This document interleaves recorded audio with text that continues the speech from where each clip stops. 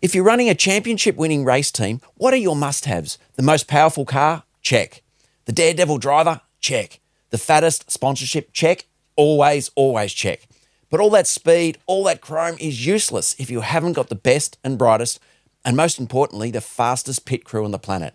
Today, we're not just finding a crew, we're time travelling back to 1987, the golden age of touring car racing, to meet a team whose reaction time was measured in milliseconds, not minutes. So pull on your race suit, strap into the bucket seat, and make sure that helmet is on nice and tight as we drive full tilt into the pits. I'm Lord Paul, and this is Lord Paul's Bricks.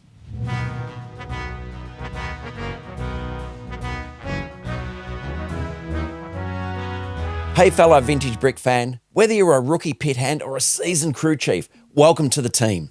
Our specialist pit crew today is the vintage icon set 1497 Pit Stop and Crew from 1987. Now this isn't just one you stumble across in every dusty garage sale. It's a quieter gem, and I'm super stoked to be able to bring you this deep dive. This review shifts your nostalgia into fifth gear. Hitting that like button keeps the spanners spinning and the engines revving. By subscribing with notifications on, your crew will always be ready for you.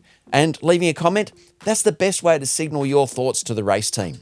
This set pulls into the pit stop with 104 pieces and two of the finest minifigures on the track. You'll get a seriously slick touring car. Just look at that white, blue, red colour scheme. And you get the entire pit stop facility. A shelter, a tool rack packed with gear, a fuel drum and a spare tyre stand. This was a perfect little piece for anyone building up their late 80s Lego Town street circuit. A personal note on this one, I've had this set since new. I have the pristine original instructions, 9 steps for the car, 11 for the garage, but sadly, no box. And you can tell this set had a life. The pieces are in good condition, but those white bricks, unfortunately, they've turned that beautiful shade of aged trophy shelf white from years of sun and play.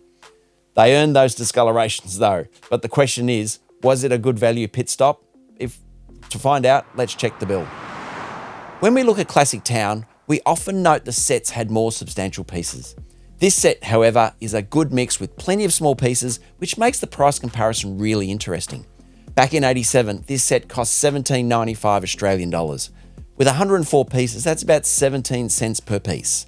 Not the worst, but not the best.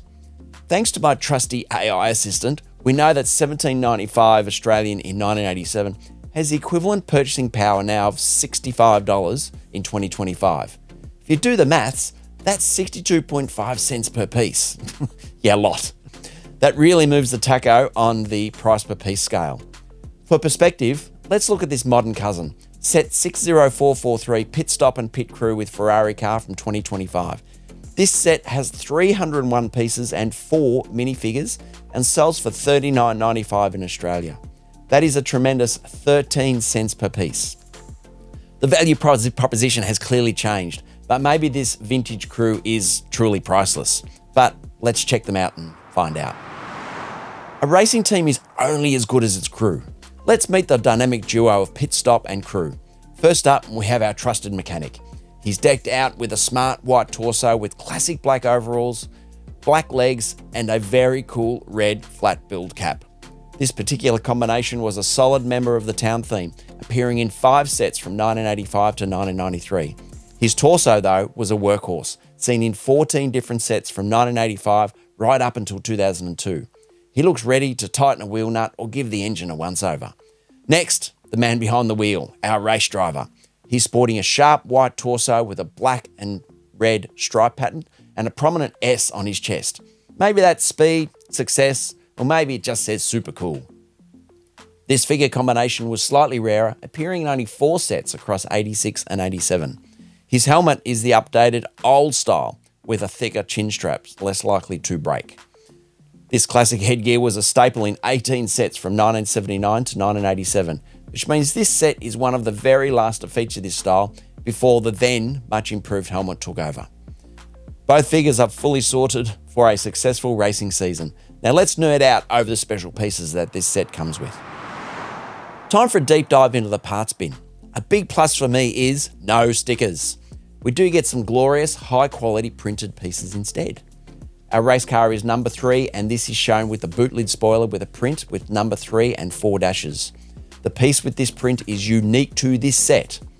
The sides of the vehicle use a couple of 1x1 bricks with a number 3 print printed in black. The brick with the print was seen in 4 sets between 1987 and 1991. The pit stop must also look after car number 2 because the flag and the paddles and the roof of the garage have numbers 2 and 3, printed in 1x1 yellow tiles. The number 2 tiles were seen in 15 sets from 1985 to 2004, and the number 3 was in 12 sets from 1985 to 1998. We're going to nerd out a little with the 1x2 and 1x4 bracket that was first introduced in the same year as this set, but has had some minor variations over the years. The first version, as seen in this set, has square corners on the side plate. This was by far the most popular version of this piece though, with 662 appearances between 1987 and 2017. Version 2 of this piece, introduced in 2008, has 4 rounded corners on the side plate, appearing in 504 sets until 2020. The third and final version, introduced in 2011, has square upper corners and rounded lower corners, was seen in 594 sets and the version that's still used today. The rest of the pieces are fairly common or have been discussed in previous videos, so let's get on with getting this team on the track and build it up. The original instruction sheet will be our guide today so that we can get this car going and our pit stop all set up. We'll start off with a 4x10 vehicle base, some blue plates underneath with the main body of the vehicle mostly white, both with red and blue accents. The front and back windscreens go on, add the roof, and here we have our finished race car. Starting the pit stop with the grey plates, it builds up quite quickly with the white bricks, red fences, tool rack and tools, and we add on the roof. We make our signs and the brick-built wheel stand and the fuel drum. There's a lot going for this set. It's got some good colour and a variety of play opportunities to get to. The tools and equipment included will keep both of these guys busy, and to keep their vehicle in tip-top shape. But let's see how the review summary goes. You know the drill. My reviews are always done in the context of the era in which they were first released, and for this pit stop and crew, that was 1987. For piece selection, I give this set a 4.5 out of 5. The variety is fantastic. We get tools, equipment, unique printed tiles, and enough parts to build a great race car and a functional service area. Truly excellent selection. The minifigures are a 4 out of 5. The 2 that are included with this set are great, and the printed torsos look appropriate and smart. If this was a real pit crew though, I think it needed at least one more minifigure to ensure a lightning fast mid-race tyre change. The building enjoyment is a 4.5 out of 5. Even though the car is very similar design to many classic town cars, the use of the extra colours is good, the brick-built extras like the tyre stand and the fuel drum are fun, and the little garage comes together really well. For playability for me is another 4.5 out of 5. High marks here. You have a car to race and a complete service centre to fix it. This isn't just a static display, it's a whole repair centre, pit stop and tuning garage all in one. This all adds up to 17.5 out of 20 for this pit stop and crew. This set is a good functional set with loads of potential.